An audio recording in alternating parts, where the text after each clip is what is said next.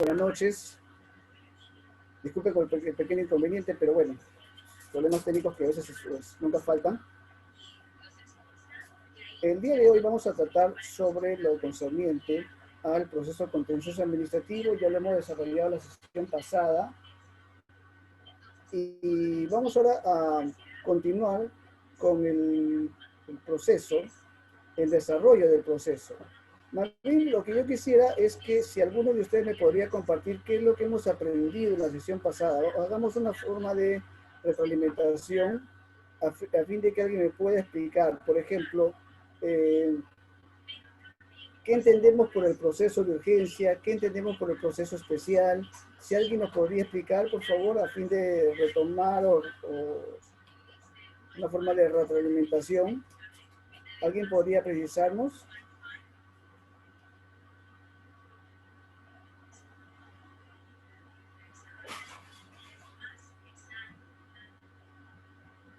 A ver, señalamos que el proceso de urgencia es aquellos procesos que tienen un carácter muy especial en la medida que estos tienen por finalidad la cautela de derechos fundamentales y señalamos tres supuestos claramente definidos por la norma cuando se trata de una obligación de hacer por parte del Estado que está contenida en un acto administrativo o en un mandato legal, cuando se afecta sustancialmente el derecho a la pensión y otros supuestos más. Entonces, vemos que estos procesos de urgencia están muy vinculados a lo que es los derechos fundamentales de las personas, en este caso los administrados, que se han visto afectados por el accionar administrativo.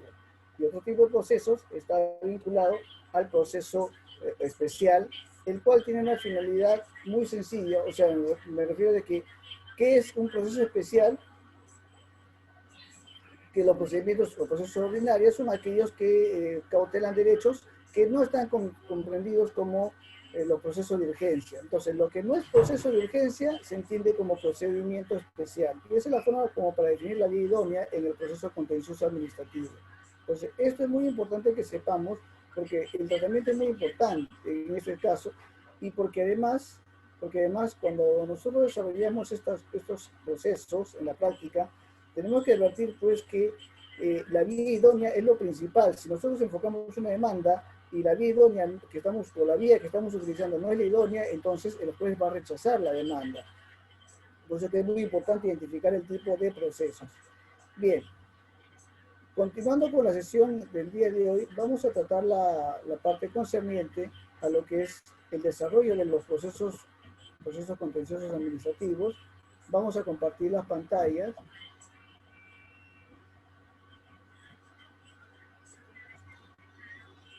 A ver, un ratito, por favor. Vamos a compartir la pantalla.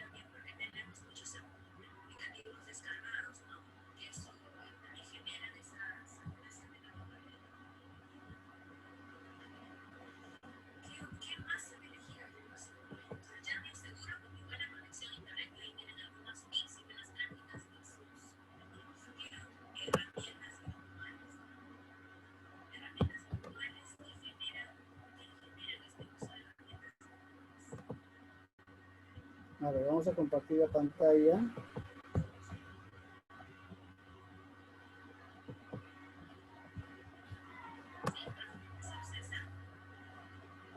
A ver, ¿podemos ver la diapositiva, señores? ¿Es posible visualizarlas? Sí, doctor, sí se visualiza. Perfecto, perfecto, le agradezco. Muy bien. A ver, vamos a desarrollar primero la sesión del día de hoy. Entonces, los medios impugnatorios en el proceso contencioso, como también vamos a ver las medidas cautelares. Primero, ¿qué entendemos por medios impugnatorios? ¿A qué se refieren los medios impugnatorios? Y aquí es muy importante rescatar porque la doctrina, sobre todo los clásicos autores, y los abogados también un poquito más maduros que quien habla, muchas veces confundimos el término recurso como un simple escrito, para empezar. A veces escuchamos de los colegas cuando dicen, prepárate un recurso, o hazte un recurso, pero no tiene por finalidad impugnar algo, sino lo asimilan como un simple escrito, como un téngase presente, cuando hablamos de un proceso judicial. Entonces, ¿pero por qué viene ese término de recurso o confundirlo como un simple escrito? Porque de la traducción que se hacía a los clásicos, nos enseña Monroy Gales, que de la traducción de los clásicos italianos se confundió ricorsi y ricorso. Ricorsi es un recurso, ricorso un simple escrito, entonces de la traducción que se hicieron de los clásicos italianos, se entendió ricorso como un simple escrito, de tal manera que todo se generalizó como ricorso, como si fuera un simple escrito. Y por eso es que muchas veces cuando escuchamos a los colegas abogados decir, prepárate un recurso, lo asimilan como un simple escrito, no téngase presente, lo cual ya sabemos que no es así. Entonces, el Código Procesal Civil se orienta precisamente a esa tendencia de cambiar esa forma de pronunciación y clasifica y define muy bien lo que es un medio impugnatorio, como también lo diferencia ya de un simple escrito. Entonces, el medio impugnatorio tiene una finalidad, como su nombre indica, de poder impugnar algo, de poder cuestionar lo decidido, ya sea en todo o en parte. Lo que nosotros queremos es que a través del medio impugnatorio, ya vamos a ver los diversos medios de impugnación, que a través de los medios de impugnación, lo decidido, la resolución que estamos cuestionando, sea revisada en todo o en parte. En todo, porque no estamos conformes con todo lo expuesto por el juzgador a través de la sentencia o un auto, y solicitamos que se revoque lo decidido, y cuando decimos impugnación en todos sus extremos es porque no estamos conformes con ninguno de los extremos que ha considerado y ha resuelto el juzgador.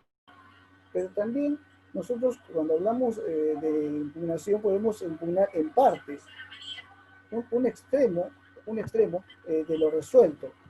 Entonces, esto es muy importante tener en cuenta porque cuando nosotros fundamentamos un recurso, señalamos que estamos cuestionando en todo o en parte. Ahora, por generalidad, tenemos que señalar que mediante los medios impugnatorios, las partes o terceros legitimados solicitan que se anule o revoque, total o parcialmente, un acto procesal presuntamente afectado por vicio o por error. Entonces, cuando nosotros impugnamos, debemos tener en cuenta que quienes impugnan son las partes. En un procedimiento administrativo sabemos bien que no hay partes, hay sujetos administrados, ya sean los administrados o la autoridad administrativa. Pero cuando ya hablamos de proceso judicial, no olvidemos que hablamos ya de partes. Y conforme hemos visto, a través de la legitimidad por obrar, las partes son aquellos que han realizado o participado en la relación jurídica material y que ahora van a ser los mismos que se identifican precisamente con el proceso judicial. Entonces, las partes, aquellos, ya sea demandante o demandado, o el tercero legitimado. El tercero legitimado es aquel, no olvidemos, que no ha participado en el procedimiento administrativo, pero que lo resuelto en el acto administrativo, o sea, le afecta sustancialmente sus derechos, sus obligaciones, de tal manera que impugnan y participan en un proceso judicial. Entonces, estos solicitan que se anule o revoque, total o parcialmente. Se anule, ya sabemos, porque se invoca porque estamos cuestionando en la medida que el acto procesal. A ver, creo que alguien levantó la mano. Sí, No, creo doctor, que no quiere tenemos preguntar. ninguna manita levantada. Vi que me anunció la pantalla una manito levantada, pero bueno, perfecto. Continuamos entonces. Entonces, se anule porque consideramos que existen vicios que anulan el acto administrativo, que y que no ha sido considerado por el juzgador, o revoque porque no estamos conformes con la fundamentación que ha realizado el juzgador. Ya, como señalamos, total o parcialmente. O sea, total porque no estamos conformes en todos los extremos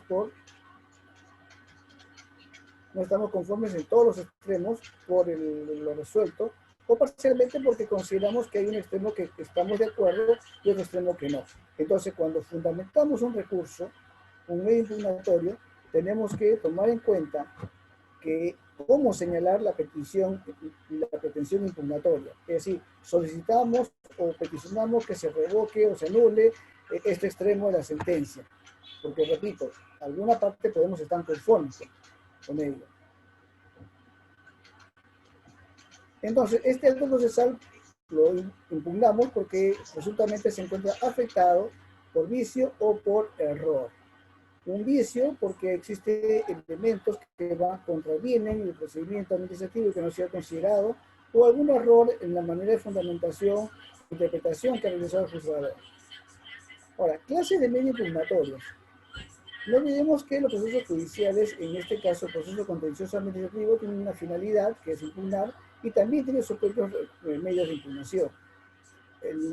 La ley que regula el proceso contencioso administrativo señala que, primero, a través de los remedios se puede formular por quien se considera agraviado por actos procesales no contenidos en resoluciones. Ojo, el remedio, siguiendo el cauce del Código Procesal Civil, o lo que nos enseña, es que el remedio se formula por quien se considera agraviado por actos procesales no contenidos en resoluciones. No olvidemos que resoluciones son decretos, autos y sentencias. Son las resoluciones que regula el Código Procesal Civil. Sin embargo, los remedios son aquellos que cuestionan actos dictados por el juez, pero que no están contenidos en decretos, autos y sentencias. Es decir, proveídos, mero trámite, pero que de alguna manera afectan a las partes. Por ejemplo, cuando nosotros nos notifican un proveído que dice téngase por notificado y agréguese a los autos. No hay una resolución, no hay una decisión. Pero sin embargo dice, conforme a la razón del secretario o del especialista, téngase por bien notificado y a los autos. Pero ¿qué pasa si nosotros no nos han notificado? No vamos a apelar porque no es un decreto, ni auto, ni sentencia, pero sí es un proveído y por lo tanto formularemos un remedio a fin de que se formule una debida notificación. Entonces, es importante tener en cuenta que estos remedios, si bien es cierto, no impugnan resoluciones, pero son importantes en la medida que pueden afectar estas decisiones o proveídos a los derechos de las partes y por lo tanto se hace imprescindible su ejercicio. Entonces el remedio, repetimos, se formula porque se considera agraviado por actos procesales no contenidos en resoluciones, las oposiciones y demás medios probatorios, medios impugnatorios, perdón, las oposiciones y los demás remedios solo se interponen en los casos expresamente previstos en este código y dentro del tercer día de conocido el agravio, salvo disposición distinta, legal. Los recursos pueden formularse por quien se considere agraviado por una resolución o parte de ello, para que luego de un nuevo examen de esta se subsane el vicio o error alegado. Entonces, el recurso, repetimos, se puede formular por quien se considera agraviado con una resolución. Víctor García, creo que levantó la mano.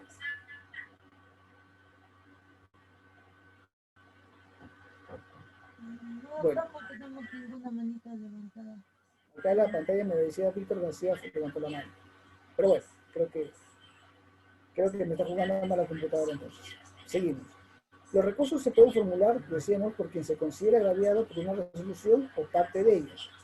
Es la finalidad de un recurso, para que luego de un nuevo examen de esta se subsane el vicio o error. Obviamente que el nuevo examen tendrá que ser efectuado por el inmediato superior. Ahora, esto es muy importante, porque en la medida que se formula un recurso, es porque ya no existe la posibilidad que el juez revise sus resoluciones. Entonces, atendiendo al principio de pluralidad de instancia, es que el expediente se va a elevar al inmediato superior. Decimos inmediato superior porque puede tratarse de la primera instancia a una sala superior o puede ser un juez contencioso administrativo. Esto depende del ámbito de competencia, conforme ya hemos señalado en la sesión pasada. Admisibilidad de los recursos, los medios impugnatorios se interponen ante el órgano jurisdiccional que cometió el vicio o error, salvo disposición en contrario. Ojo, el recurso se interpone ante el órgano jurisdiccional que cometió el vicio o error. O sea, estamos hablando de aquellos que cuando se formula el recurso lo dirigimos directamente a quien emitió el acto, o sea, el juez. Por ejemplo, si impugno la sentencia emitida por el primer juzgado contencioso administrativo de la Corte Superior de Justicia de Lima, entonces dirigimos el recurso de apelación ante el juez, ante el primer juzgado contencioso administrativo de la Corte Superior de Justicia de Lima, y este se encargará de admitirlo y luego elevarlo. Obviamente, para admitirlo tendremos que haber cumplido con los requisitos formales y también requisitos de fondo. Por lo tanto, una vez cumplidos los requisitos establecidos en el Código Procesal Civil, que se aplica supletoriamente en este caso, el juez concederá el recurso de apelación, conforme a lo que hemos formulado. Requisito de procedencia del medio impugnatorio. El impugnante fundamentará su pedido en el acto procesal en que lo interpone, precisando el agravio y el vicio o error que lo motiva. Es decir, vemos acá varios aspectos importantes del recurso y de los requisitos que debe contener el recurso o el medio impugnatorio. Primero, quien impugna un acto procesal debe fundamentar el pedido, es decir, tengo que yo explicar del pedido, decir cuáles son los fundamentos de hecho y también los fundamentos de derecho en los cuales se sustenta la impugnación. O sea, no es cuestión de decir, formulo el recurso de apelación y me reservo el derecho de fundamentarlo en instancia superior. No, sino que este se formula en el mismo acto de impugnación, en el mismo medio impugnatorio. Entonces, esto, señores, es importante porque es un requisito que vamos a explicarle, le vamos a sustentar cuál es la razón por la cual estamos cuestionando el acto procesal dictado. Entonces, tenemos que fundamentar el pedido, el medio impugnatorio, en el acto procesal. Entonces, vamos a decir, fundamentos de hecho y derecho, la resolución o la sentencia o el auto ha señalado esto, sin embargo, cuestionamos lo expuesto por un juzgado por lo siguiente, y tenemos que hacer una secuencia de todos los errores o vicios en los cuales se ha incurrido al momento de dictarse el acto. Entonces, y luego del fundamento de derecho y derecho, dice, conforme seguimos la norma, debemos precisar el agravio. Es decir, tenemos que decir en qué nos afecta la resolución. Porque podemos impugnarlo y podemos fundamentarlo, pero también la razón, y nos van a, cuando hagamos el informe oral en la instancia superior, la sala nos va a decir, precise usted cuál es el agravio, en qué consiste el agravio. Y por lo tanto, tenemos que fundamentar el agravio, precisar el agravio, pero obviamente, cuando dice precisa el agravio, tenemos que señalarlo de manera clara, precisa. O sea, ahí ya no fundamentamos, sino fundamento o pretensión impugnatoria. Decimos por qué nos está afectando. Entonces precisamos el agravio y también el vicio o error que lo motiva. El impugnante, y una vez que fundamentemos expresemos el fundamento de derecho y derecho, precisamos el agravio, tenemos que señalar también cuál es la pretensión impugnatoria. Conforme a los fundamentos de derecho expuestos, la pretensión del agravio se solicita que se revoque total o parcialmente la sentencia o el auto, pero tenemos que fundamentar y peticionar por qué.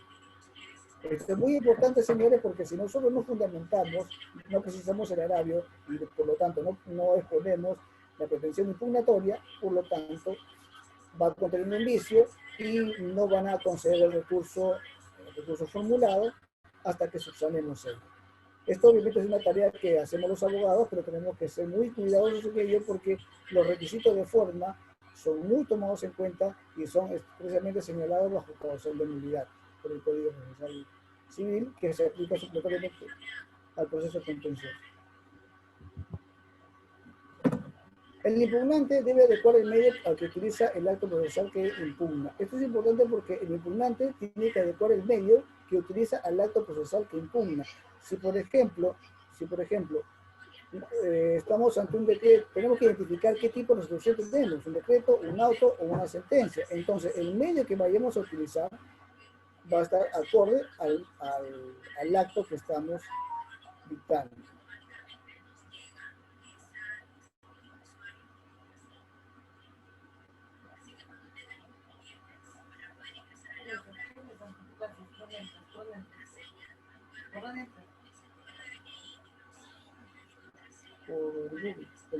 la escuela. Bien.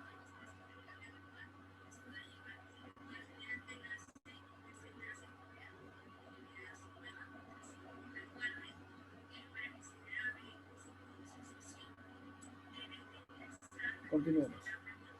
Entonces, el impugnante tiene que adecuar el medio que utiliza al acto procesal, como hemos señalado. Este es un requisito indispensable, y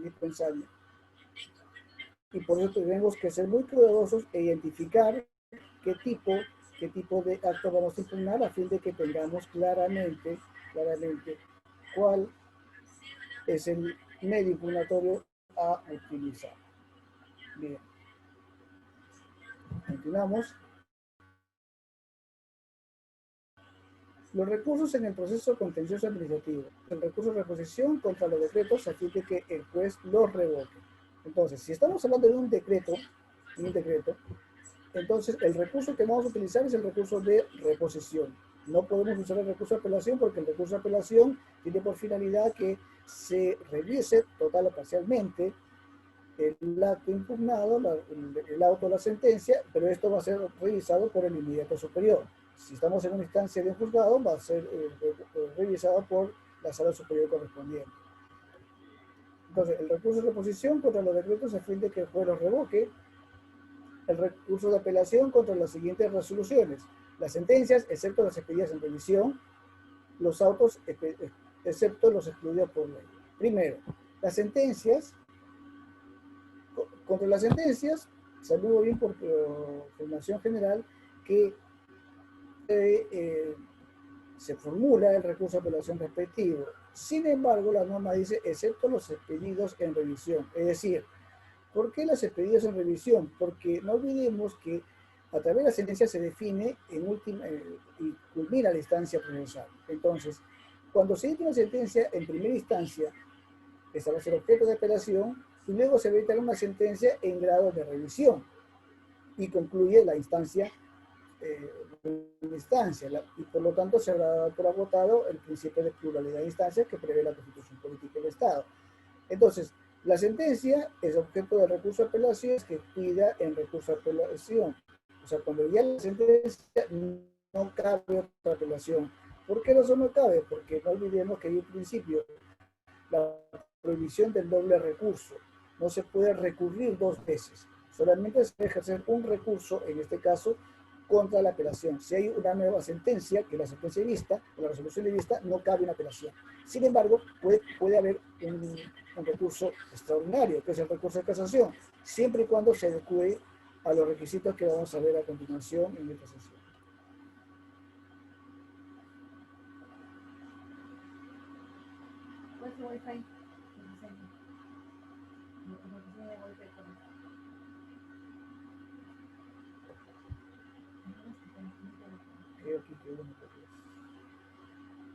Bien, continuamos. Decimos que la sentencia, salvo las expedidas en revisión, los autos, excepto los excluidos por ley. Los autos.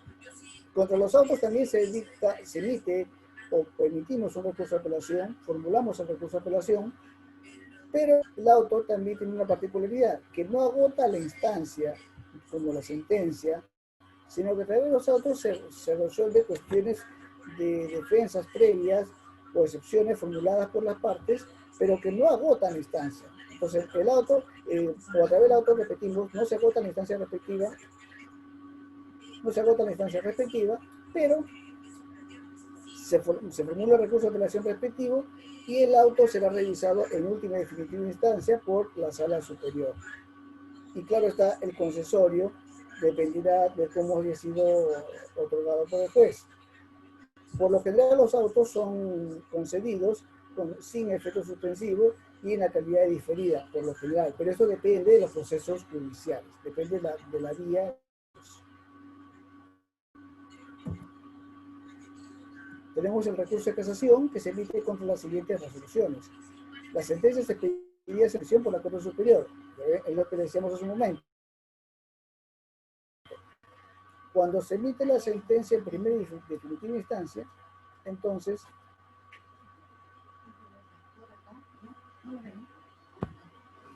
Cuando formulamos el recurso de apelación en primera instancia, se emite una sentencia de vista.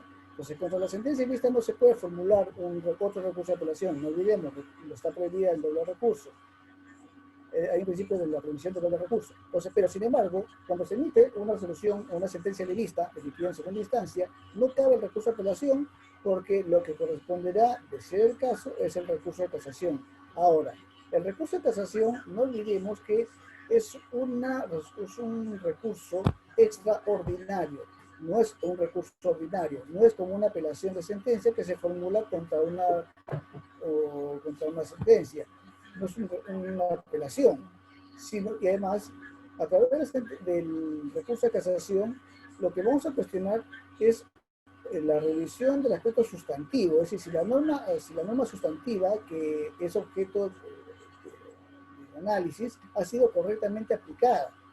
Por lo tanto, a través del recurso de casación no vamos a actuar en sede de distancia y no vamos a cuestionar los medios probatorios, sino que se va a cuestionar, repetimos, la aplicación correcta de la norma sustantiva, del derecho sustantivo, o vamos a cuestionar la inaplicación de una norma de derecho sustantivo, o en todo caso una interpretación errónea de la norma de derecho sustantivo. Pero no vamos a cuestionar los medios probatorios. Esto es muy importante y eso es lo que también destaca la particularidad del recurso de casación. Repetimos, porque no es un recurso ordinario, sino ordinario. Si nosotros formulamos un recurso de casación, pero lo que estamos es cuestionar los medios probatorios, o en todo caso la decisión adoptada, pero no la aplicación correcta de la norma, o inaplicación o interpretación de la norma, sino que estamos haciendo un cuestionamiento de la forma como se desarrolla el proceso o digamos, la evaluación de la medio de prueba, el recurso de casación será obviamente declarado improcedente y obviamente que esto va a conllevar a la aplicación de la multa correspondiente. En el caso de las entidades del Estado ya se ha establecido de manera uniforme y reiterada por la Corte Suprema que el Estado, si bien es cierto, está exonerado de gastos judiciales, no está exonerado de pago de multas porque esto tiene un tratamiento especial y además porque la multa se incorpora al proceso, a los recursos o ingresos propios del Poder Judicial. Entonces, ¿contra qué actos procede el recurso de casación? Procede contra las sentencias expedidas en revisión por la Corte Superior, conforme ya hemos señalado, y segundo, contra los autos expedidos por la Corte Superior que en revisión ponen fin al proceso. Contra los autos expedidos por las Cortes Superiores que en revisión han puesto fin al proceso. Es decir, no estamos aquí hablando de una sentencia, sino un auto a través del cual se puso fin al proceso. Por ejemplo, digamos, estamos en un proceso contencioso administrativo y se declara fundada la excepción de falta de agotamiento de la vía administrativa. Entonces, la parte afectada, por lo general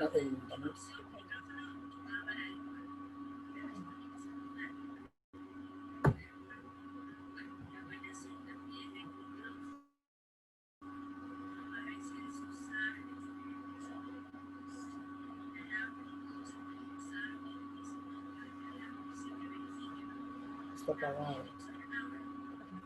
Son, disculpen, señor, disculpen, una terminación interna familiar.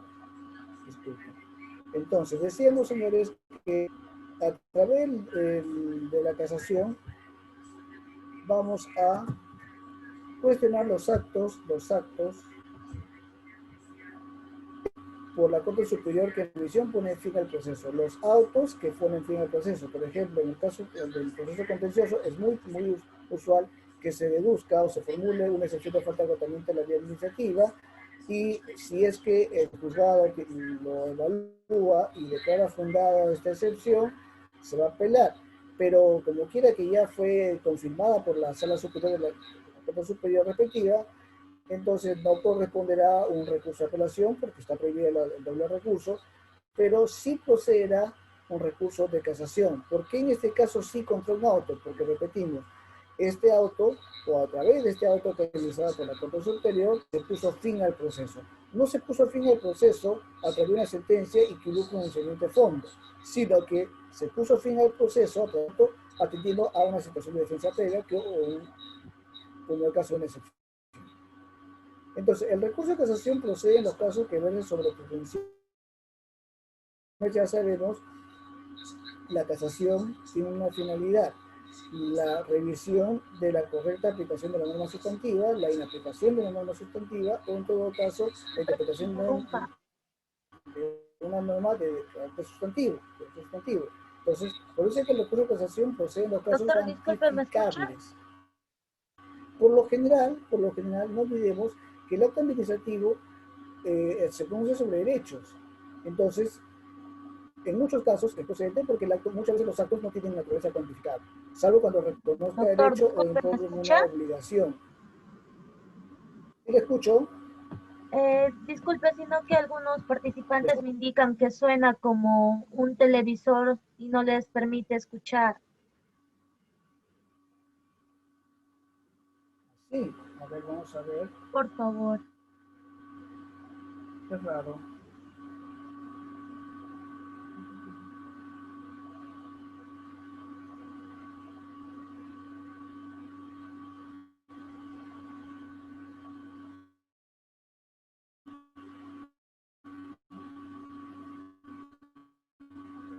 ¿Está mejor, señorita? Sí, doctor. Mi disculpa, señores, no sé qué pasa a veces las conexiones. Mil disculpas. Y estoy justamente en un lugar aislado para que no moleste el ruido de la casa, pero bueno, mil disculpas, señores. Entonces, de los autos expedidos por la Corte Superior que indicará revisión con el final del proceso, decíamos que el recurso de casación procede en los casos que versen sobre pretensiones no cuantificables, tratándose de pretensiones cuantificables cuando la cuantía del acto impugnado sea superior a 140 unidades de referencia procesal. No olvidemos que la URP es el 10% de la UIT. Entonces, en la medida que la pretensión cuantificable supere las 140 URPs, procederá el recurso de casación. O cuando dicho acto impugnado provenga de autoridad de competencia provincial, regional o nacional. Y por excepción, respecto a los actos administrativos dictados por la autoridad administrativa distrital cuando la cuantía sea superior a 140 URP, o unidad de referencia procesal. ¿Me escuchan bien, señores? Sí, Yo estoy doctor, hablando, sí pero se no va a ser que no escucha. me escuche bien. ¿Se escucha bien? Ya, muchas gracias, señorita.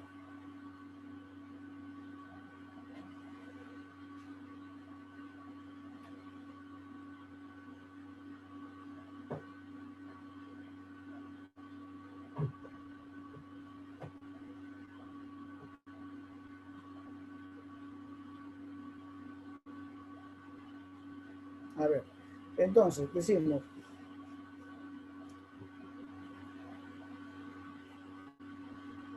en los casos a que se refiere el artículo 25, no procede el recurso de casación cuando la resolución del segundo grado confirme la de primera instancia en caso de amparar la pretensión. En el artículo 25 decíamos que se refiere a supuestos de actos formulados por las entidades del Estado, y en estos casos no procede el recurso de casación cuando la resolución de segundo grado confirme la de primera instancia en caso de amparar la pretensión. ¿A qué se refiere? No olvidemos aquellos supuestos en los cuales le estamos pidiendo o exigiendo al Estado a que éste cumpla una obligación que está contenida en un acto administrativo o en una norma de carácter legal. Tenemos el otro tipo de recurso, que es el recurso de queja contra las resoluciones que declaran inadmisible o improcedente el recurso de apelación o casación. También procede contra la resolución que concede recurso de apelación con un efecto distinto al solicitado.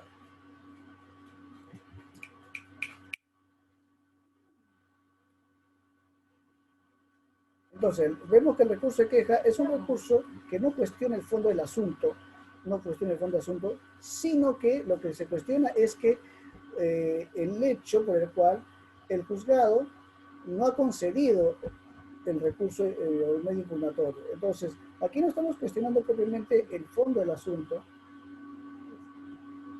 Ingresa.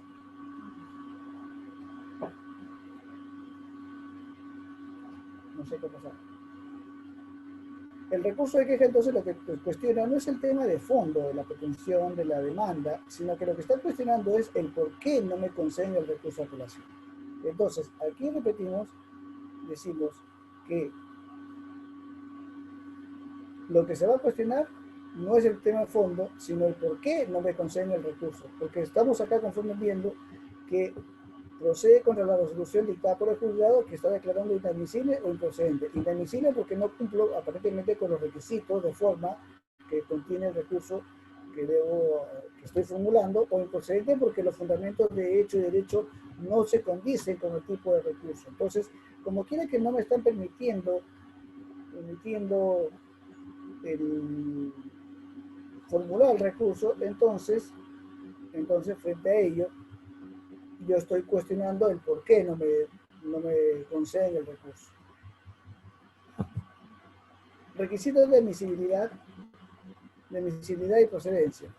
Entonces, este requisito de admisibilidad está introducido a las formas que debemos observar al momento de formular el recurso.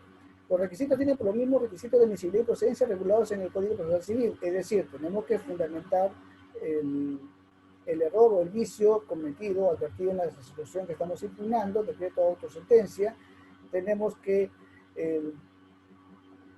fundamentar el error, el agravio, tenemos que fundamentar los vicios que puede contener, como también tenemos que exponer la pretensión impugnatoria del respectivo recurso. Y para esto tenemos que remitirnos también a las disposiciones que contiene el Código Procesal Civil.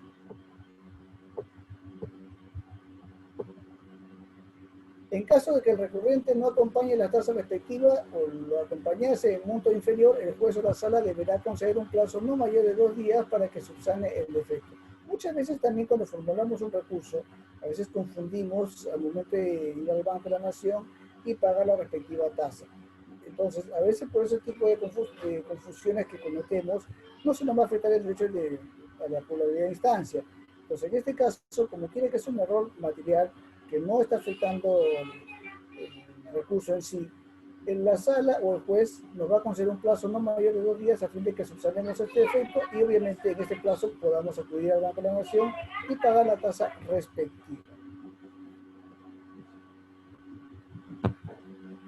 Y claro, una vez que tengamos la tasa respectiva, el arancel lo vamos a juntar al recurso correspondiente y a través de un escrito sencillo, ya no es un recurso, un escrito, ponemos en conocimiento del juzgado que ya hemos subsanado esta inobservancia. Bien, principios jurisprudenciales.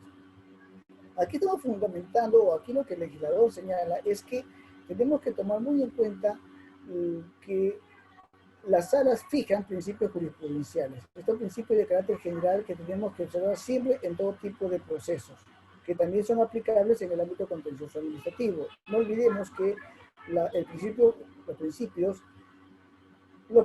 constituyen fuente en el derecho administrativo y por lo tanto, esto es muy importante, en la medida que la doctrina jurisprudencial nos va a orientar cómo debemos entender o resolver un determinado caso de naturaleza administrativa. Entonces, cuando la Sala Constitucional y Social de la Corte Suprema fije sus resoluciones, principios jurisprudenciales en materia contenciosa administrativa, constituyen precedente vinculante. Esto es muy importante porque cuando se dicta una sentencia por parte de la Sala Constitucional y Social de la Corte Suprema, que es la que resuelve el grado de apelación, y fija principios jurisprudenciales en materia contenciosa administrativa, esto constituye precedente vinculante. Ahora, ¿qué es un precedente vinculante?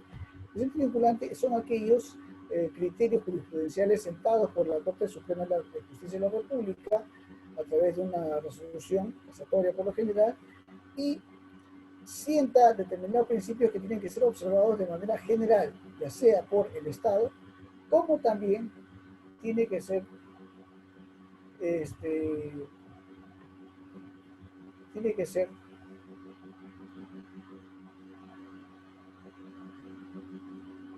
considerado por las entidades administrativas. Esto es muy importante porque cuando cita principios jurisprudenciales y considerando que en el derecho administrativo la jurisprudencia es una fuente también conforme a la ley del procedimiento administrativo general, las resoluciones de la Corte Suprema van a guiar a los entes administrativos, a la autoridad administrativa, de cómo resolver un procedimiento administrativo. Entonces, este precedente vinculante no solamente obliga a los jueces, ya sea de primera instancia o superiores en sede contenciosa administrativa, sino que también esto sienta un precedente y por lo tanto debe vincular al ente administrativo o las entidades administrativas a fin de que los criterios jurisprudenciales sentados por la Corte Suprema de Justicia de la Sala Constitucional y Social sean también de observancia por parte de las autoridades administrativas. Entonces, ¿y por qué razón? Repetimos, porque no olvidemos que la jurisprudencia constituye fuente en el derecho administrativo, es una fuente inmediata en el derecho administrativo y está regulado también en la Ley de Procedimiento Administrativo General. Entonces, tenemos que estos precedentes van a vincular al aparato estatal y también, por lo tanto, van a ser vinculados, o van a vincular, perdón, al órgano administrativo. Bien. Los órganos jurisdiccionales podrán apartarse de lo establecido en el precedente vinculante siempre que se presenten circunstancias particulares en el caso que conocen y que motiven debidamente las razones por las cuales se apartan del precedente. Entonces, el órgano jurisdiccional se puede apartar, pero siempre y cuando, conforme estamos viendo, fundamentalmente se apartan del precedente y siempre que este obedezca a particulares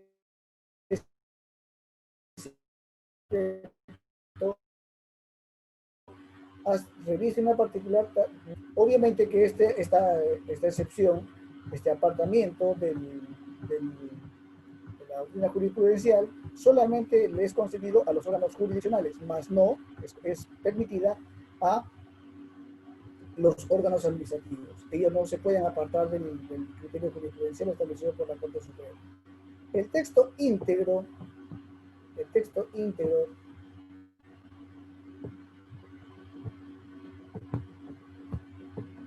de las sentencias expedidas por la Sala Constitucional y Social de la Corte Suprema de Justicia de la República se publica en el Diario Oficial Peruano y en la página web del Poder Judicial. Esta publicación se hace dentro de los 60 días de expedidas bajo responsabilidad. ¿Qué implica ello, señores? ¿Qué implica ello? Que toda sentencia casatoria dictada por la Corte Suprema se tiene que publicar en el Diario del Peruano y en la página web del portal del Poder Judicial. Si ingresamos a la página del Poder Judicial, a su portal de internet, vamos a ver que hay un link que dice sentencias o Corte Suprema y Corte Superior. En el link de Corte Suprema vamos a ver y vamos a revisar todas las sentencias que se emiten en grado de casación. Sin embargo, también tenemos que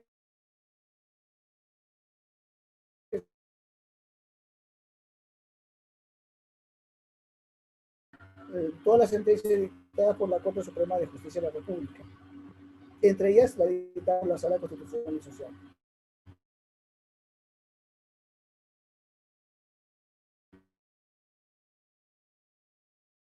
La exigencia que el juez debe poner la medida cautelar y el perjuicio que causa al recurrente, la eficacia inmediata de la actuación impugnada. Entonces, también esto es muy importante, el juez la exigencia que debe ponderar de la proporcionalidad entre la eventual afectación que causaría un interés público o a tercero la medida cautelar.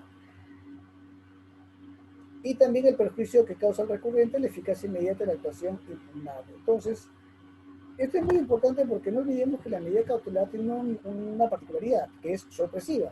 El factor sorpresa es importante en la medida cautelar. Cuando uno pide algo a través de una medida cautelar, lo hace sin conocimiento de la otra parte, es inaudita parte. Entonces, como quiera que se hace sin conocimiento de la otra parte, el juez está obligado a ponderar proporcionalmente la afectación que causaría el interés público a terceros una medida cautelar. Por ejemplo, la suspensión de un acto administrativo. El juez, al momento de suspender un acto administrativo, a través de una medida cautelar, tiene que evaluar la afectación que se puede generar al interés público. No olvidemos que un acto administrativo reviste de mucha importancia en la medida que salvaguarda el interés público. Conforme hemos señalado en sesiones pasadas, el acto administrativo no solamente regula derechos y obligaciones de los administrados, sino que está dictado en función al principio de legalidad o la presunción de licitud. ¿Por qué razón? Porque el acto administrativo salvaguarda intereses públicos. Entonces, es una obligación del juez salvaguardar la afectación que se podría generar a través de una medida cautelar. Entonces, ahora entramos de plano a lo que es una medida cautelar. ¿Qué será una medida cautelar, señores? Es una petición que se formula, y que, esta petición, uy, veo una mano levantada, ya Burga, Sí, doctor, ahora le doy el paso. levantó la mano. A ver, el doctor Jack, activa su audio. Buenas noches, estimado doctor. ¿Cómo está, señor? ¿Qué tal? Puedo escucharlo. Doctor, antes de repente de pasar a ese tema, tenía una duda, o en todo caso me gustaría saber su apreciación respecto al pago de los aranceles judiciales. En un caso práctico que hemos tenido, el juzgado, nosotros hemos presentado el escrito sin pagar el arancel por ofrecimiento de pruebas al presentar la demanda, porque se trataba de esto amparándonos a lo que establece el artículo 24 de la Ley Orgánica del Poder Judicial, ¿no? Donde determina que los procesos laborales, Disculpa, ¿y algún etcétera, favor? están ¿Me podría exonerados de repetir? pago siempre y Porque, cuando no supere las 70 URPs o son inapreciables de dinero. disculpa, un favor. Lo que pasa es que Sí. por alguna falta de falla en la conectividad no te escuché bien el tema principal. ¿Me podrías repetir, por favor? Sí, Disculpa, doctor, ¿no? le Por ahí un decía, problema de conectividad. hola, hola, le decía, doctor, que que habíamos presentado nosotros una Sí, demanda te escucho. de impugnación de un contencioso administrativo cuestionando la validez de una ¿Ya? resolución de sanción. Entonces, no adjuntamos nosotros el ¿Ya? arancel ¿Correcto? judicial, señalando o invocando lo que establece el artículo 24 de la Ley Orgánica del Poder Judicial. El artículo 24, el inciso I, específicamente nos dice, ¿no?, que los trabajadores, ex trabajadores y sus excede de 70 URPs, o aquellos inapreciables en dinero, bueno, están exentos del pago de los aranceles judiciales. Entonces, nosotros tratamos de enfocar esta exoneración en vista que se trataba de un trabajador del sector público y que estaba cuestionando una resolución que era inapreciable en dinero porque se trataba del cuestionamiento de una resolución de sanción que obviamente no tenía un contenido patrimonial, no se acumulaba una pretensión indemnizatoria, por ejemplo, ¿no?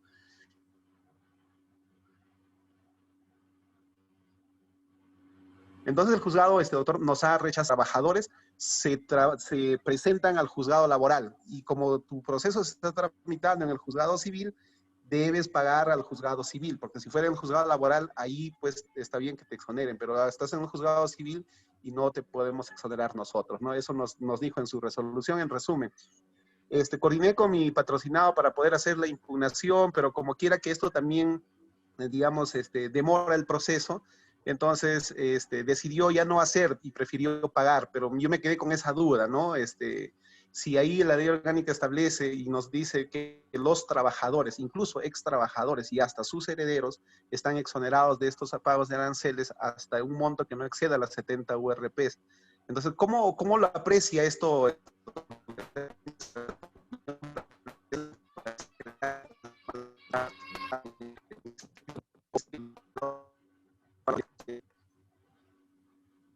Muchas gracias por su respuesta.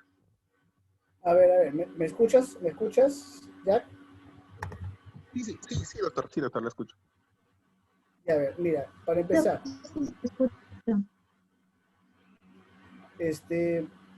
discrepo de lo resuelto por el juzgado por una razón, porque en el caso, de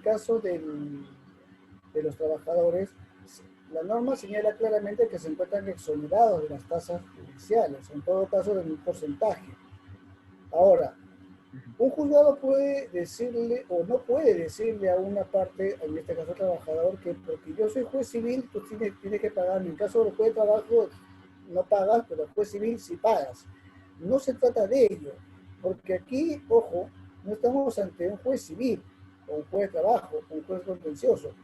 Lo que estamos es ante una instancia, o ante una vía procesal.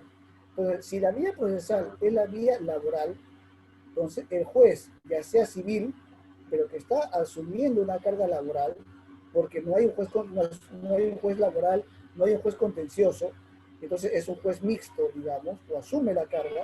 Entonces, el juez no puede decir, porque yo soy civil, y entonces a mí, en mi caso, vas a pagar la tasa. No es así. Discrepo de lo resuelto por el juzgado porque estamos ante una vía procesal. Y si la vía procesal, en este caso, es de naturaleza laboral, contencioso administrativo, pero laboral, o incluso laboral, un proceso laboral, yo no puedo pagar la tasa judicial y no debo pagar tasa judicial. Porque, repito, no está en función al tipo de juzgado, está en función a la vía procesal. Entonces, mal hace el juzgado en exigir el pago de una tasa judicial cuando la vía procesal regulada para este proceso no exige el pago de la tasa. Repito, yo trabajador no tengo por qué pagar tasa, y eso está claro, está clarísimo en las normas procesales. Ahora, ¿qué es lo que tenemos que hacer en la práctica? Lamentablemente tendré que hacer el pago de la tasa judicial, presentarlo al juzgado, pero obviamente tendré que interponer el recurso correspondiente, porque el juzgado no puede obligar, no puede. Entonces, como quiera que tenga un problema, que es pagar la tasa, aunque no deba hacerlo, si yo no pago la tasa, el juez me va a declarar inadmisible el recurso o improcedente el recurso, va a archivar los actuados y voy a tener mayor problema.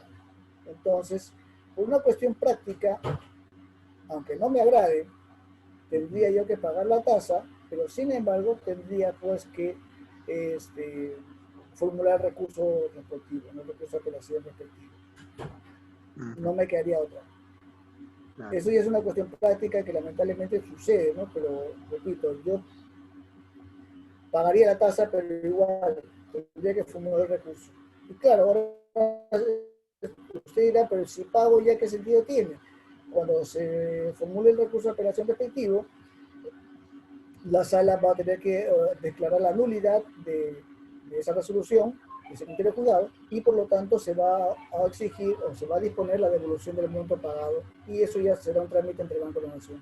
Pero lamentablemente pues ocurre en eso, ¿no? Ocurre ahí. Los jueces a veces no consideran la vía, sino están tomando en cuenta su tipo de juzgado, que repito, no es lo correcto. Discrepo ahí con todo el respeto debido, discrepo de lo resuelto por el juzgado. Muchísimas gracias, doctor, por su respuesta y bueno, seguiremos insistiendo, pues ojalá nos atiendan. Por cuestiones prácticas, ¿verdad? Hemos preferido pagar el arancel, pero no es lo sí, correcto. Y aparte que también no es el lo patrocinado dijo, yo quiero que avance, ¿no? En vez de apelar, vamos a demorar, mejor que avance, ya, pues total, no es mucho lo que voy a pagar, pero igual, como usted dice, me quedé con un sinsabor, ¿no? De repente al permitir que se pague algo que no debería pagarse. Sí, pues, lamentablemente no es lo correcto, pero la práctica nos enseña que a veces tenemos que ser tolerantes, tenemos que ser comprensivos y decir, bueno, pues ya el juez metió la pata. Ahora, ocurre que en la práctica, si, por ejemplo, si usted va y tiene y solicita una audiencia, pues bueno, ahorita presencial no será, pero pues sí virtual, y usted le puede poner al juez y decirle, señor juez, usted está equivocado porque la vía idónea, la vía procesal, nos señala que no tengo que pagar tasa porque soy trabajador, pues, o es trabajador, no tengo por qué pagar tasa. Y después posiblemente le da la razón. El problema es decir, pero yo no puedo corregir porque ya dicté la resolución. Pueden anularla, pero no lo van a hacer en la práctica. En todo caso, decir, formule la apelación respectiva para que la sala lo revise y la sala anule lo resuelto. No, no lo van a anular así, porque bueno, uno cuenta criterios que tienen ellos, ¿no? Pero lamentablemente es una cuestión práctica, desgraciadamente. Hace bien, yo también haría lo mismo, no estoy conforme, pero le diría a mi cliente, mejor paguemos la tasa, apelemos, se va a declarar la nulidad de este tema de la resolución, o la resolución, si ya lo es una sola, y después otorgará la devolución del monto. Tomémoslo como una cuenta de ahorro a mediano plazo. No queda otra, no queda otra. Bien, continuemos. ¿Qué es una medida cautelar, señores? Una medida cautelar tiene por finalidad suspender provisionalmente un acto, pero la principal finalidad de la medida cautelar es asegurar la ejecución de la resolución definitiva. Entonces, A través de la medida cautelar, lo que vamos a hacer es pedir y asegurar la decisión definitiva. ¿Por qué razón es importante? Porque podemos estar ante situaciones en las cuales el mantener un acto administrativo, la vigencia de un acto administrativo, puede generar un daño irreparable. Entonces, frente a ello, es importante que, atendiendo la propia naturaleza del acto que estamos cuestionando, se formule una medida cautelar. Por ejemplo, un acto administrativo de suspensión o de destitución de un trabajador. Ya que nuestro amigo ya ha hablado del tema laboral, seguimos en esa línea. Digamos que el acto administrativo dicta la destitución o impone la destitución o una suspensión sin goce de remuneración de, digamos, o una inhabilitación de 2 años, o suspensión de 2 años, o un año, digamos, una entidad pública, lo suspenden por 1 año a una persona, sin goce de remuneración. Entonces, atendiendo a la naturaleza del derecho al trabajo y que los beneficios laborales como la remuneración tienen naturaleza alimenticia, peticiono una medida cautelar a fin de que se suspenda el acto impugnado. En este caso, hay razones, hay fundamentos que justifican una medida cautelar. ¿Por qué? Porque si nosotros no atendemos la medida cautelar, el daño que se pueda consumar podría devenir en irreparable. No olvidemos, estamos hablando de una relación laboral y los beneficios como la remuneración tienen naturaleza alimenticia, por lo tanto hay que cautelarlo. Entonces, frente a ello, la medida cautelar pues tiene una finalidad suprema que es asegurar la decisión definitiva. Ahora, no olvidemos que la medida cautelar o la petición cautelar debe cumplir requisitos. Primero, la verosimilitud del derecho, es decir, que el acto, que la petición que formulemos, como su nombre indica, sea verosímil, sea creíble, sea atendible. Y por lo tanto, esto va a exigir que nosotros le fundamentemos y generemos certeza al juzgador respecto a la petición cautelar. También otro requisito es el peligro en la demora. La verosimilitud del derecho, en el término del latín, algunos tratadistas si lo ven, por ejemplo, es el fumus bonis juris, o el humo del buen derecho. Disculpen que hable un poco de estos temas en latín, pero lo que pasa es que a veces algunos autores hablan y utilizan estos términos. Entonces, para que puedan identificarlo y no se me pierdan, hablamos del fumus bonis juris, que es el humo del buen derecho, que es un requisito de la medida cautelar que se refiere a la verosimilitud. Otro requisito, hablamos del peligro en la demora, o también el periculum in mora. ¿Qué implica el peligro de la demora?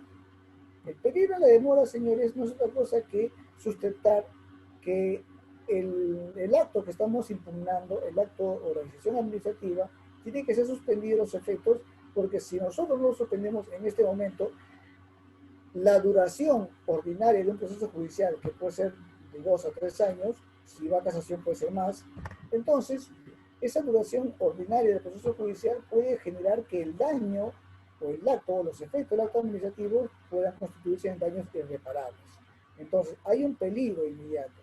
Entonces pedimos que se suspenda el acto administrativo en tanto dure el proceso judicial. Eso es lo que se denomina también en doctrina el periculum in mora, o el peligro en la demora. Y un tercer requisito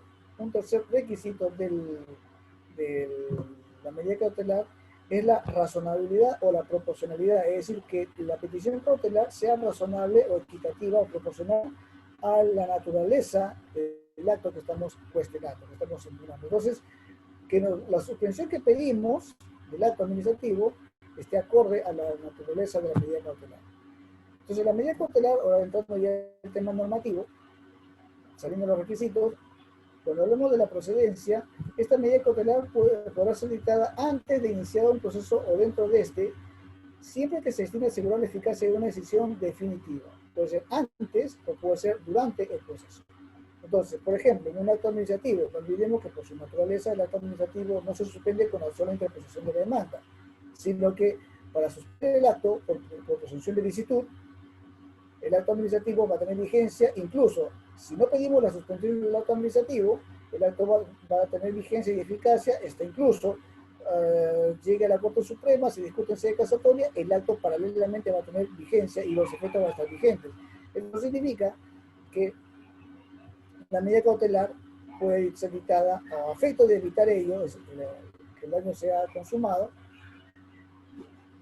La medida cautelar se puede peticionar antes de formular la demanda, antes de presentar la demanda o durante el proceso. Eso ya queda a criterio del demandante. Y siempre y cuando, como señalamos, se destine a asegurar la eficacia de la decisión definitiva. Es decir, la medida cautelar que estamos peticionando está directamente vinculada a la pretensión principal, es decir, está vinculada a la demanda. Para estos efectos se seguirán las normas del Código Procesal Civil con las especificaciones establecidas en esta ley. O sea, los requisitos de la medida cautelar se van a observar, pero siempre tomando en cuenta la propia naturaleza del proceso contencioso administrativo. ¿Alguien levantó la mano? Sí, disculpe, es una señorita, me parece. Disculpe, me parece que levantó la mano una persona, una señorita, creo. Disculpen ustedes. ¿Aló, me escuchan? Señorita Gabriela, creo que alguien levantó la mano, una señorita, me parece. Sí, doctor, ahora le estamos dando el paso. Perfecto.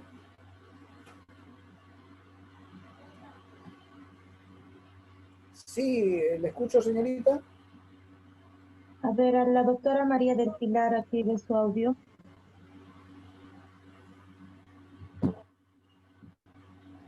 Ya, doctor, muy buenas noches. Mire, yo soy profesora del Ministerio de Educación y estuve haciendo un proceso de un decreto supremo de urgencia y ya me dieron los devengados, pero me faltaban los intereses y ya hace como 2 años ha salido la sentencia a mi favor.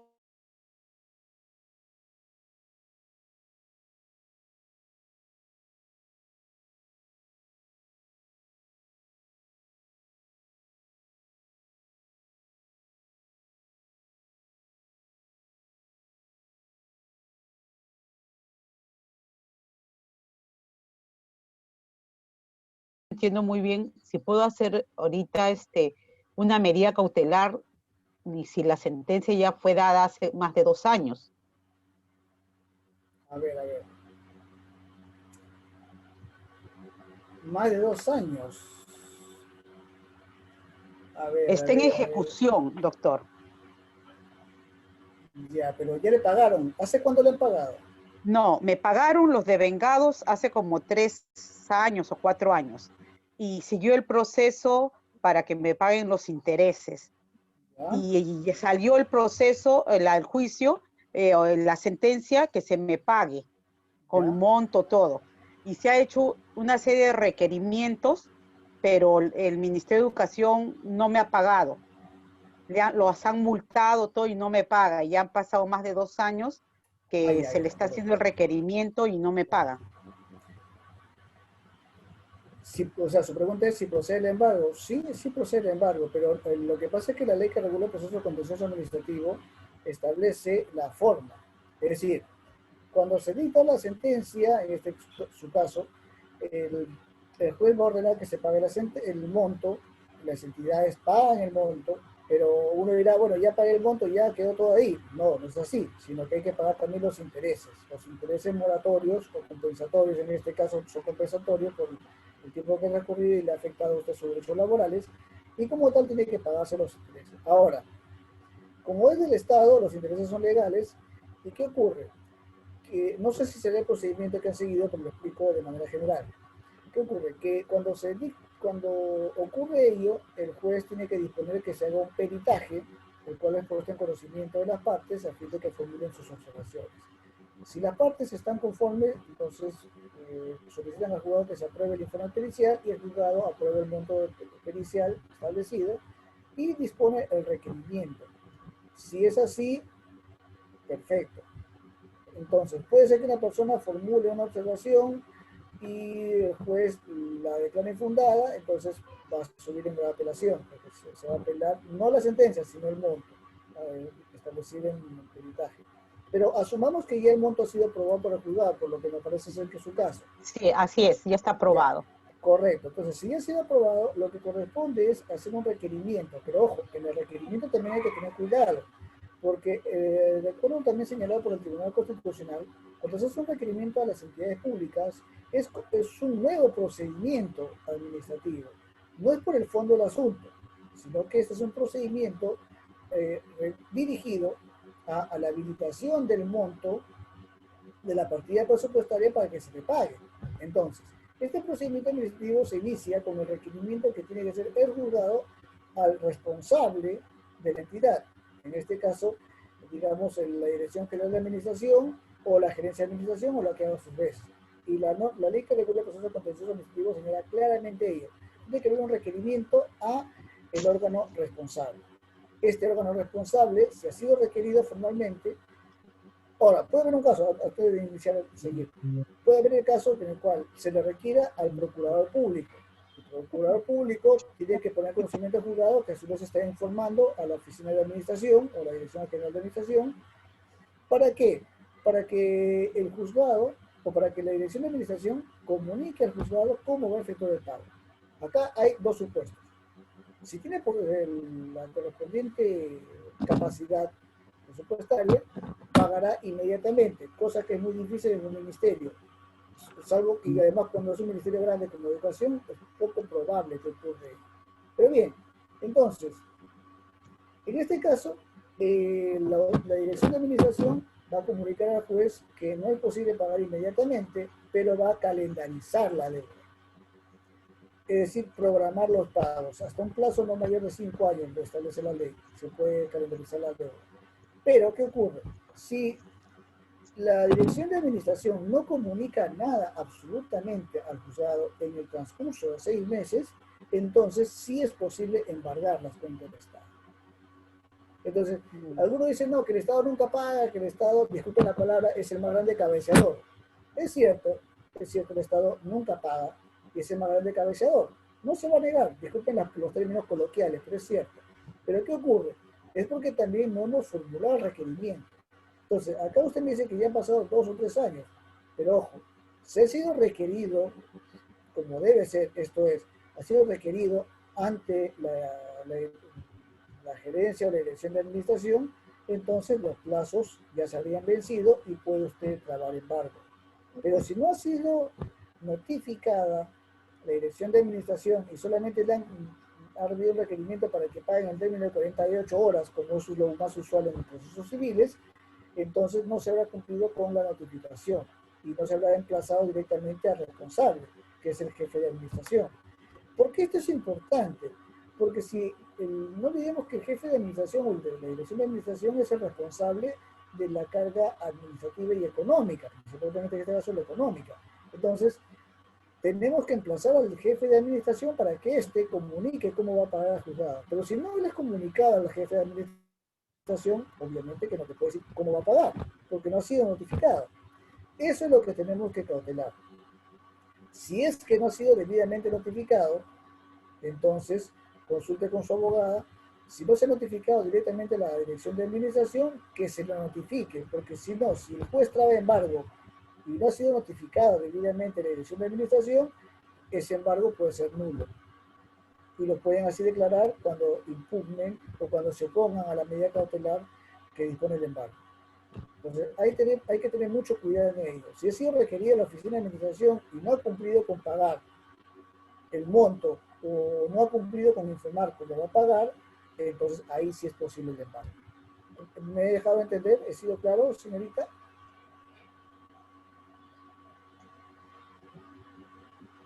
¿Aló? ¿Me fui claro? ¿Me entendieron? Sí, doctor, sí le escucho. No, digo, ¿me entendieron, ¿me entendió, señorita?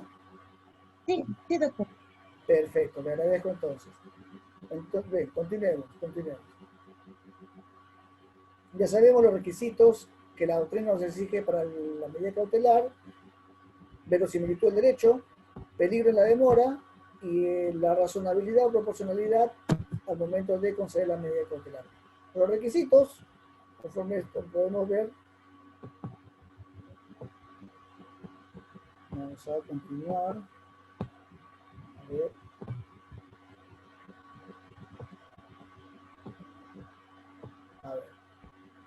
Primero, que se considere verosímil el derecho invocado, y hemos señalado como un requisito que se señala la doctrina, pero a su vez la ley lo regula también.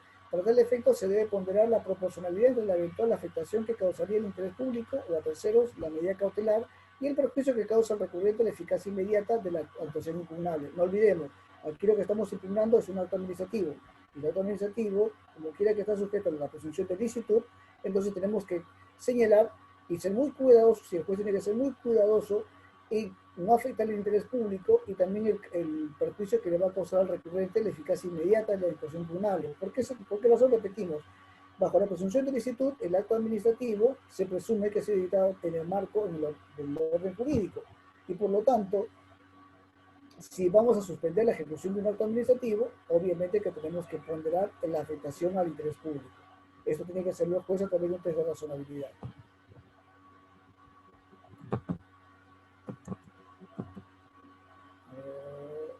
Ya, disculpen.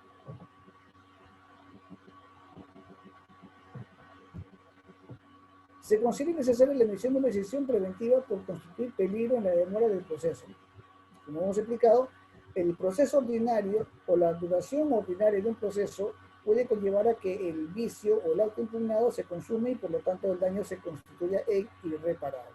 Entonces, para tal efecto, después tiene que considerar también, muy importante, el peligro en la demora. Ojo, no significa que porque el proceso me va a demorar 5 años, no quiero que dure tanto y quiero suspender. No, sino que tengo que sustentar que esa duración del proceso, esa duración ordinaria de un proceso judicial, va a afectar y puede generar un daño que sea irreparable.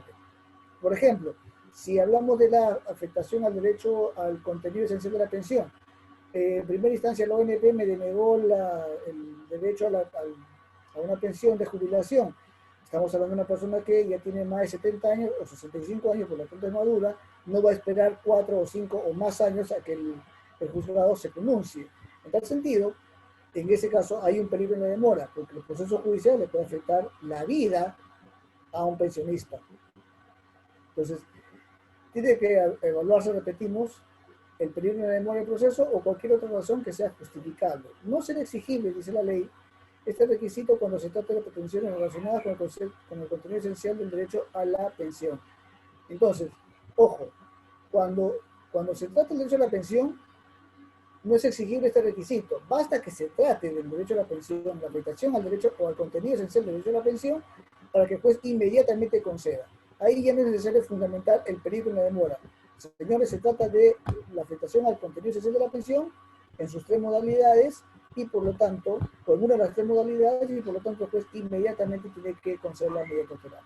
Se estima que resulta adecuado para garantizar la eficacia de la prevención.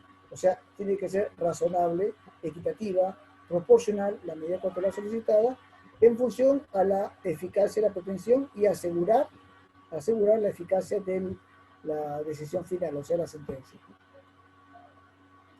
Para la ejecución de la medida cautelar, el demandante debe ofrecer contracautela atendiendo a la naturaleza de la prevención que se quiere asegurar.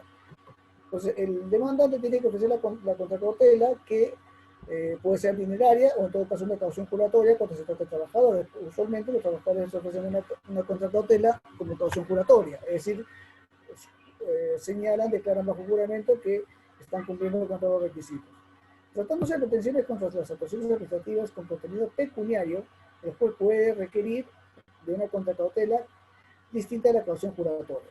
Entonces, si este contenido pecuniario, el juez puede requerir, no está obligado, puede requerir, dependerá de la naturaleza del proceso. Si, por ejemplo, en un proceso laboral, no le vas a exigir contracautela a un trabajador que ha sido destituido por una entidad pública. Entonces, en este caso también será una exoneración de la contracautela. Pero repetimos, esto lo va a evaluar el juez.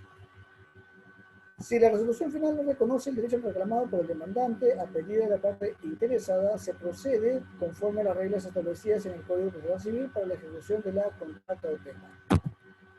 Bien, medida de innovar y de no innovar. ¿Qué implica la medida de innovar y no innovar? Son especialmente procedentes en el proceso contencioso administrativo las medidas cautelares de innovar y de no innovar. Innovar significa que el juez va a establecer una medida, está innovando una situación material y por lo tanto va a obligarlo a generar una obligación, va a imponer una acción una acción a la entidad pública. Le está exigiendo, le está obligando a una determinada acción y por eso es que se trata de una medida cautelar innovativa. Está innovando, creando una situación material o fáctica a la entidad pública. Y una medida de no innovar, es decir, la pretensión lo que busca, la pretensión cautelar lo que busca es mantener la situación actual. Por eso se llama no innovar. Lo que yo quiero es mantener la situación actual y no quiero que se cambie, no quiero que se ejecute una determinada situación. Por eso es que estoy de no innovar.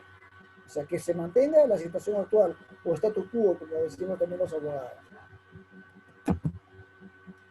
Sentencia estimatoria, ya sabemos que la sentencia es la resolución que pone fin al proceso y por lo tanto existe pues un pronunciamiento de fondo. ¿Y cómo debe sustentarse una medida o una sentencia estimatoria? La ley establece varios supuestos. Primero, la nulidad total o parcial o ineficacia del acto administrativo impugnado de acuerdo a lo demandado. O sea, poder declarar la nulidad. O sea, cuando el acto administrativo ha sido contrario a las normas que regulan la validez del acto administrativo, puede ser total o parcial. O sea, total dependiendo de la pretensión. Puede ser que yo esté conforme con un extremo del acto administrativo y no esté conforme con otro extremo. Entonces, va a estar en función a la pretensión que ha formulado el demandante, pero en ningún caso puede ser fuera de la pretensión o extra petita. Es decir, tiene que estar en función a lo pretendido, al petitorio formulado. Entonces tiene que haber una coherencia entre la resolución final, la sentencia, y la petición o la pretensión que fue formulado en la demanda. Entonces, nulidad total o parcial o ineficacia, es decir, cuando el acto puede ser válido, pero lo que queremos es que se declare ineficaz por alguna circunstancia material. Y claro, está de acuerdo con el demandado. Segundo supuesto, el restablecimiento o reconocimiento de una situación jurídica individualizada y de adopción de cuantas medidas sean necesarias para el restablecimiento o reconocimiento de una situación jurídica lesionada, aun cuando no haya sido pretendidas en la demanda. Ojo, establecimiento de una situación jurídica individualizada y la adopción de las medidas materiales que sean necesarias para el restablecimiento de una situación jurídica lesionada. Incluso, o sea, el juez va a imponer una acción a cargo de la entidad pública, incluso aun cuando no haya sido pretendida en la demanda, porque el juez advierte que hay un efecto del acto administrativo impugnado, un efecto colateral que está generando un perjuicio al administrado, ahora demandante, y por lo tanto restablece o reconoce una situación jurídica y le ordena a la entidad que cumpla con ello. La cesación de la actuación material que no se suspende en un acto administrativo y la adopción de cuantas medidas sea necesaria para obtener la efectividad de la sentencia sin perjuicio de poner en conocimiento del Ministerio Público el incumplimiento para el inicio del proceso penal correspondiente y la determinación de los daños y perjuicios que resulten de dicho incumplimiento. Aquí estamos hablando de un acto material, un acto administrativo, perdón, una situación material, perdón, que no se suspende en acto administrativo, o sea, de un acto arbitrario por parte de la entidad del Estado. Pero, ojo, no solamente está disponiendo que cese la actuación material, no sustentada en acto administrativo, sino que además, como quiera que esté en sentencia y el juez ha advertido que hay una arbitrariedad, un abuso del poder por parte de la entidad, y esto constituye delito, de abuso de autoridad. Por lo tanto, el juez dicta sentencia, anula el acto administrativo, el acto material, dispone la cesación de este acto material y dispone a su vez que se ponga en conocimiento de la Fiscalía, del Ministerio Público, para que formule la demanda penal, la denuncia penal correspondiente, formaliza la denuncia penal correspondiente. Y asimismo también disponga el pago de la indemnización por los daños y perjuicios que se ha generado producto de esta actuación material. En la sentencia también se va a establecer el plazo en que la administración deberá cumplir con realizar una determinada actuación a la que está obligada sin perjuicio de tener conocimiento del Ministerio Público, el incumplimiento para el inicio del proceso penal correspondiente y la determinación de los daños y perjuicios que resultan de ese incumplimiento. ¿A qué se refiere ello? No olvidemos que cuando hablamos de una obligación a la cual está obligada el Estado, o sea, por un acto administrativo o por una norma de carácter legal,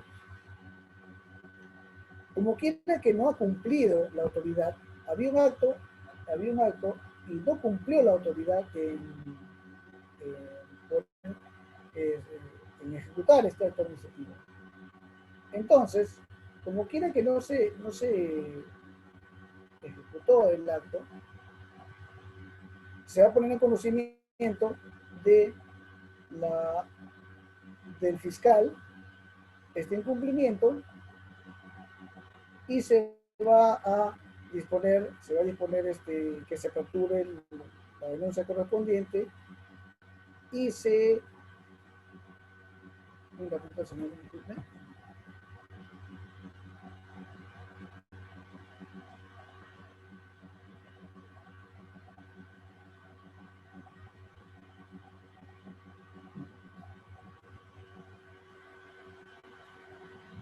proceso penal respectivo. Bien.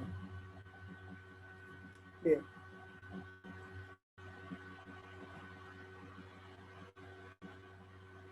A ver. El monto de la indemnización por los daños y perjuicios ocasionados. La sentencia también va a señalar el monto de los daños y perjuicios que se está ocasionando y va a ordenar también el pago respectivo y el plazo respectivo. Conclusión anticipada del proceso: si la entidad demandada reconoce en vía administrativa la petición del demandante, en este caso no olvidemos que el procurador tiene que hacer un informe de la entidad, el juez a presentar el pronunciamiento y luego traslada a la parte contraria con su resolución siniestra, dicta la sentencia respectiva, salvo reconocimiento que no se refiera a todas las peticiones planteadas. Transacción o conciliación: en todo momento del proceso, señores, las partes pueden transigir o conciliar sobre la petición que contenga los derechos disponibles. O sea, siempre se puede pretender, siempre se puede buscar la transacción o la conciliación como una fórmula de conclusión del proceso, aunque en la práctica pocas veces el Estado transa o concilia, poquísimas veces. Pero aún así la norma lo permite, lo busca y una vez que el acuerdo sea homologado, producirá la conclusión del proceso. De ser parcial, el proceso continúa sobre aspectos no comprendidos. Para proponer o acceder a la fórmula de composición, la entidad debe analizar objetivamente la expectativa de éxito de su posición jurídica en el proceso. ¿Qué significa ello? Que el Estado por lo general pierde en muchos casos contenciosos administrativos y por lo tanto tiene que evaluar la conveniencia de su fórmula o de su petición o su petición. Entonces, es muy importante que la ley regule la transacción o la conciliación porque permite cómo culminar el proceso. El deber de cumplimiento de la sentencia. Aquí estamos hablando del deber que debe recaer en la administración pública sobre la sentencia. Aquí vemos varios supuestos que señala la ley, que la resolución tiene que ser cumplida por el personal de servicio de la administración pública sin que esto pueda calificar el contenido de los fundamentos. O sea, aquí vemos que todas las entidades públicas están obligadas al cumplimiento de la sentencia sin tener la facilidad, la facultad de interpretar el mandato judicial. El responsable del mandato judicial siempre será la autoridad más alta de jerarquía de la entidad y también el juez puede identificar al órgano responsable de la entidad y otorgarle un plazo razonable para que ejecute la sentencia, por ejemplo en el caso de obligación de dar su dinero. La ejecución de la sentencia de los funcionarios encargados para estabilizar la voluntad de las entidades públicas mediante la actuación son solidariamente responsables con esta. Y también la renuncia al vencimiento del periodo de la función o cualquier otra forma de suspensión o conclusión del vínculo contractual o laboral con la administración pública no eximirá al personal de servicios de esta la responsabilidad en las que se haya incurrido por el cumplimiento del mandato judicial. Es decir, si una persona ha renunciado, pues significa que va a estar exento del cumplimiento del mandato judicial y que por lo tanto tiene pues no lo exonera de la responsabilidad respectiva. La ejecución de dar su dinero, conforme ya hemos señalado, este proceso, conforme señaló o nos formuló una participante, la ejecución de dar su dinero se refiere a aquellos montos dinerarios que están fijados en las sentencias. Esto es importante tener en cuenta que el Estado tiene que pagar los montos fijados por el juzgador. Ahora, conforme señala el Tribunal Constitucional, hay un procedimiento, y este procedimiento es el que estamos viendo en este momento. El procedimiento significa que se le va a requerir por parte del juzgado, de manera directa, a la Oficina General de Administración o la que haga sus veces, para que comunique cómo debe pagar, si puede pagar de manera inmediata o en todo caso cómo va a calendarizar la deuda. Entonces, y asimismo, la entidad administrativa, la Dirección de Administración, o la que haga sus veces, va a comunicar al juzgado cómo va a pagar o cómo va a calendarizar. En todos los casos, señores, en todos los casos, la entidad administrativa tiene un plazo de 6 meses para que pueda cumplir el mandato. Ojo, si no cumple con pagar o no cumple con comunicar al juzgado cómo va a pagar en el plazo de 6 meses, el juzgado, a petición de la parte afectada, podrá disponer, se trabe embargo sobre las cuentas del Estado. Aquí no va a disponer o no va a identificar, sino que va a oficiar a las entidades bancarias y financieras que informen al juzgado las respectivas cuentas que tienen las entidades públicas y va a ordenar se trabe embargo. ¿El juzgado la entidad pública podrá oponerse a la medida cautelar que se formule? Sí, se va a oponer, pero es poco probable que gane porque no ha cumplido con el mandato legal de comunicar cómo va a pagar. Bien, entonces, señores, esto sería hasta aquí concluiríamos con lo que es esta parte de la exposición. Damos por concluida la exposición. Y si alguien tuviera bien formular alguna pregunta, a fin de cumplir con la realización del evento en el término establecido a las 9 de la noche, ya nos falta pocos minutos para concluir. ¿Alguien desea formular alguna pregunta, señores? Si no, para dar por concluido la exposición.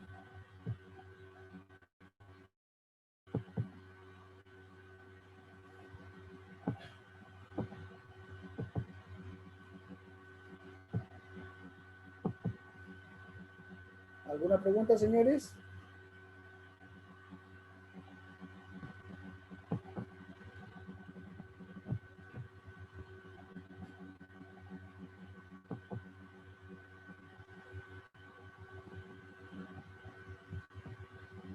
No, doctor, no tenemos otra pregunta. Bien. Conforme estamos viendo, señores, ya faltando pocos minutos para terminar el curso, el proceso contencioso administrativo, haciendo una retroalimentación, tiene una particularidad que es el esté demandado. Pocas veces también actúa como demandante, pero lo que va a cautelar el proceso contencioso administrativo es la legalidad del acto administrativo o la legalidad del procedimiento administrativo. Entonces, conforme hemos visto en estas 3 sesiones, podemos advertir que lo que se cuestiona no solamente es el acto, sino que también lo que se puede cuestionar y lo que va a evaluar por parte del juzgado es la actuación administrativa, que puede conllevar a la nulidad del acto administrativo en la medida que no ha sido debidamente llevado al procedimiento administrativo, terminar con la nulidad de todo el acto. Entonces, esto es muy importante tener en cuenta, porque si el Estado actúa mal, el Estado actúa de una manera arbitraria o no reconoce derechos a los cuales se está obligado, entonces no significa que no va a ser, digamos, fiscalizado. Sí lo va a hacer, porque no olvidemos que toda actuación administrativa siempre se judicializa por lo general.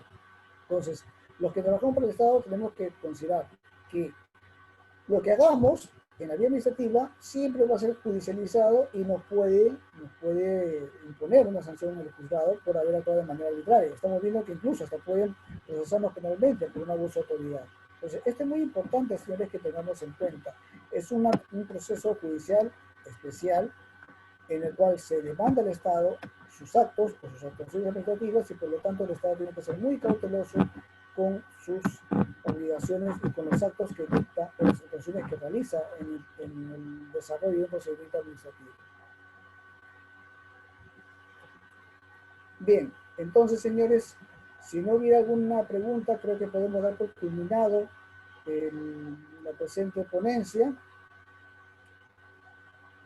¿Hay alguna pregunta, señores? Si no, para dar ya por culminado la presente ponencia. ¿Me escuchan?